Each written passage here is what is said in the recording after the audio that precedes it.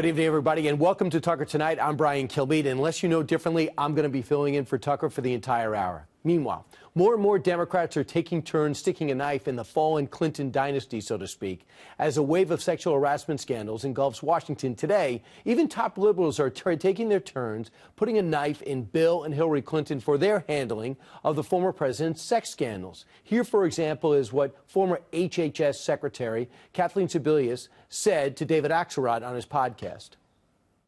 Everyone in politics knew about his behavior, and we looked the other way, and I think there's a lot of soul searching to be done. You bet, and that shouldn't happen ever again. Not only did people look the other way, but they went after the women who came forward and accused him. Was that fair criticism of Hillary, that she participated in that effort? Absolutely.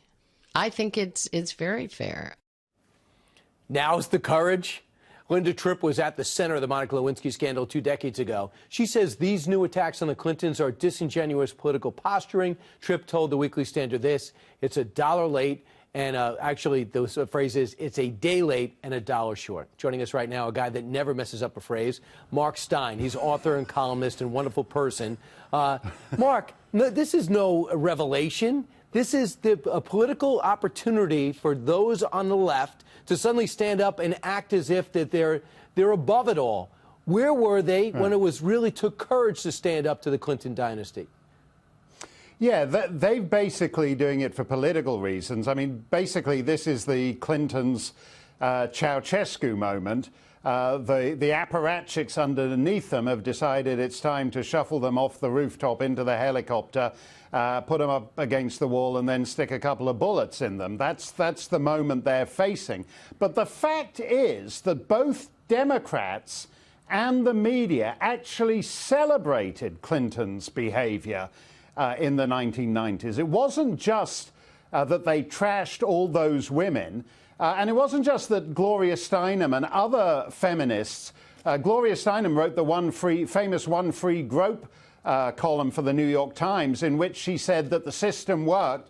Bill Clinton had made an improper suggestion to Paula Jones and actually dropped his trousers, but that he took no for an answer. And so, as Gloria Steinem saw it, the system had in fact worked. But it went beyond that, in that a whole bunch of so-called liberal progressives celebrated Clinton's behavior. All kinds of famous feminists like Katie Roiphe and Nancy Friday and Erica Jong all said how pleased they were to have a man who, unlike those uptight Republicans, wasn't so sexually insecure that he needed to fire off rockets at every third world country on earth. They thought Clinton was sexy, and they thought his appetites made him sexy rather than a predator. It's been an extraordinary shift across 2 decades in their thinking about that. It's amazing the way you can remember 1996 and 98. This is coming back to me as you say it. But do you also fault the American people in the Times? Because President Clinton left with a 60% approval rating. They said the Republicans overstepped. Newt Gingrich, it cost him his speakership. A lot of people who went after him looked so aggressive that it ended up boomeranging on Republicans. So the American people had a different mindset, too. Is that fair, Mark?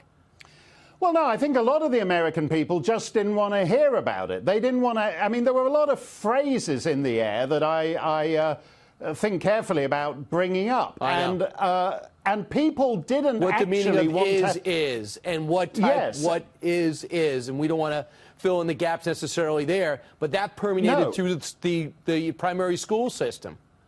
That's right. And I think a lot of people just actually wanted to put their hands over their ears and say, no, I can't hear you. And I think the Democrats, in that sense, the lesson learned was that if you brazen it out, you will succeed. And that brazening had consequences all the way to last year's election. Right. Because the only reason Hillary Clinton was a presidential candidate is because of the deal she did with Bill Clinton in 1998 and 1999, that if she didn't do what most self-respecting women would do and walk out on that guy, there would be a reward for her in the shape of a Senate seat in a state she'd never lived in, which led to her becoming Secretary of State, which led to her becoming presidential nominee. But the fact of the matter is that feminists threw away 40 years of hard work by standing by Bill Clinton. There was the famous Nina Burley line in that she'd gladly perform various services on him in exchange for keeping abortion legal. In other words, to the liberal progressives, 20 years ago, the end justified the pants dropping. And you can't blame Harvey Weinstein and Al Franken and all the other guys for learning the lesson of that. Right. I think it's ends justifies the means, but the pants, I see the insertion there. So, Mark. Yeah, I got that phrase wrong just like you did at the top of the hour, All right, Brian. listen, you don't have to keep bringing up my mistakes. I'm probably not going to make another one until at least 2020.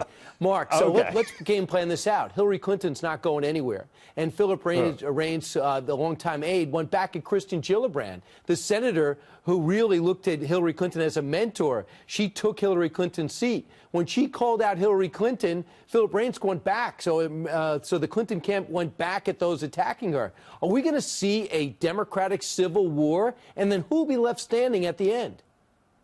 Well, it's not going to be the Clintons. I mean, you know, basically, I said it was the Ceausescu moment. If they're not actually going to be put up against the wall, it's something closer to like Robert Mugabe in Zimbabwe. There's like a little period of uncertainty, but basically people are figuring out that the future does not lie with these two people. When you had the big 25th anniversary party just last week, the fact of the matter is that that's the only relevance that Bill Clinton has to today's politics is the fact that there is that suddenly sexual harassment has actually become a burning topic in Washington and in Hollywood and even at PBS. And the fact of the matter is that he got away with it because he was brazen. Most people would have slunk out of public life in shame. And if you're wondering why Charlie Rose is walking around naked, when you have a president in the Oval Office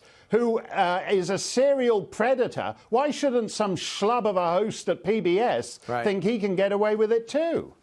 Wow, that's a huge leap because Bill Clinton had his transgressions. Charlie Rose dropped his pants. That's what I'm going to leave Mark Stein with on the Friday edition of Tucker Tonight. Mark, either you were very quiet during Thanksgiving and this is you opening up your spleen for us, or everyone was eviscerated at your table at the Stein house on Thanksgiving. No, sorry. I'm a fortnight late and a farthing short, Brian. I think that's the phrase you were looking for. All right. Hey, enough phrases for today. Mark Stein, for the power vested in me, you can go about your weekend now. Thank you. Thank you.